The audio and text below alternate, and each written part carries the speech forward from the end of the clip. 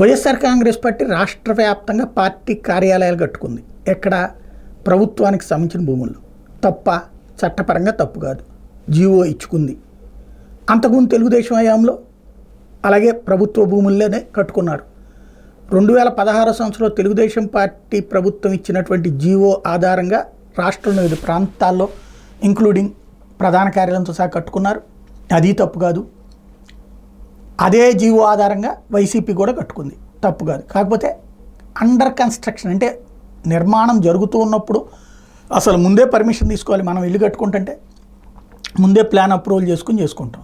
వాళ్ళు అది పట్టించుకోలేదు, నడిచిపోయింది. బట్ ఎథికల్గా అయితే ప్రభుత్వ భూముల్లో ఎందుకు కట్టాలి అన్నటువంటిది తటస్థులందరి ఆలోచన కూడా. ప్రభుత్వ భూములు ఎందుకు ఇవ్వాలి పార్టీలది అన్నటువంటిది తటస్థులు అంటారు. అలాంటి తటస్థుల ఆలోచనలకి అనుగుణమైనటువంటి బాధ్యతాయుతమైనటువంటి వ్యవహారం ఇద్దరు చేశారు. భారతీయ జనతా పార్టీ జాతీయ స్థాయిలోనే రాష్ట్రాల కార్యాలయాలైనా సరే సొంత డబ్బులతోనే కట్టుకుంటే సొంతంగానే భూములు కొనుక్కుంటే తప్పించి ఎక్కడా కూడా ప్రభుత్వ భూములు తీసుకోదు. అదే పద్ధతి జనసేన అవలంబించింది.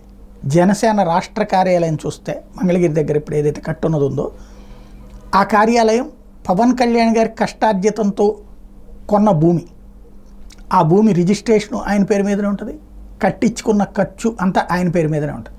టోటల్గా జనసేన కార్యాలయం మాత్రం ప్రభుత్వ భూమిలో కట్టుకున్నది కాదు, ప్రైవేటు భూమిలో కట్టుకున్నటువంటిది.